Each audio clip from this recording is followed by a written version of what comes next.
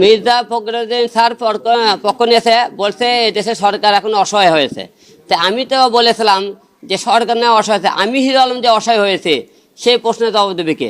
আবারও সংসদ নির্বাচন করব, কিন্তু নির্বাচনের এইরকম যদি পরিবেশ থাকে তাহলে নির্বাচন করব না। আমি সুষ্ঠু নির্বাচন চাই, যে তত্ত্বাবধায়ক সরকারের আন্ডারে আমরা নির্বাচন চাই। আমি ধরেন আমরা তো কোনো দলের কেন হবে? আমরা যখন স্বতন্ত্র প্রার্থী, আমরাও তো একটা দল, আমরা যখন ভোট করে আমরাও তো একটা দল। শোনেন, বিএনপি যদি আমার পক্ষে কাজ করে থাকে তাহলে নির্বাচনের দিনে দেখলেন না বিএনপির অনেক নেতাকর্মী আমার সাথে যোগ দিলেন, তারপরে তারা ভোট কেন্দ্রে থাকতো। আপনি কি দেখেছেন বিএনপির কোনো লোক আমার সাথে ছিল? কোনো কেউ বলতে পারবে? কোনো আপনি কর্মী বলতে পারবে? কোন দল বলতে পারবে যে হিরো আলমের সাথে কোনো হলে যে বিএনপির লোক ছিল? কি কোন দল থেকে হিরো আলম ভোট করেছে?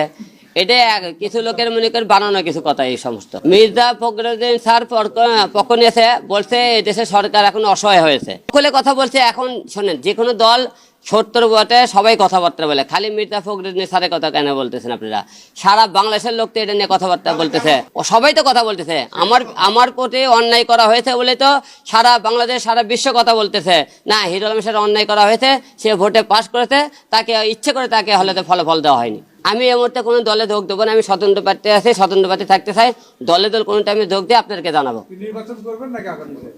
অবশ্যই নির্বাচন করব, আবারও সংসদ নির্বাচন করব, কিন্তু নির্বাচনের এইরকম যদি পরিবেশ থাকে তাহলে নির্বাচন করব না। আমি সুষ্ঠু নির্বাচন চাই, যে তত্ত্বাবধায়ক সরকারের আন্ডারে আমরা নির্বাচন চাই, যেখানে সব দলের লোক মনে করেন নির্বাচন করতে পারবে। জনগণ আপনি কোনো ভয় ভীতি থাকবে না, মনের সুখে সবাই আসতে ভোট দেবে, যাকে যাক পছন্দ আছে ভোট দেবে। এইরকম একটা নির্বাচন চাই আমরা।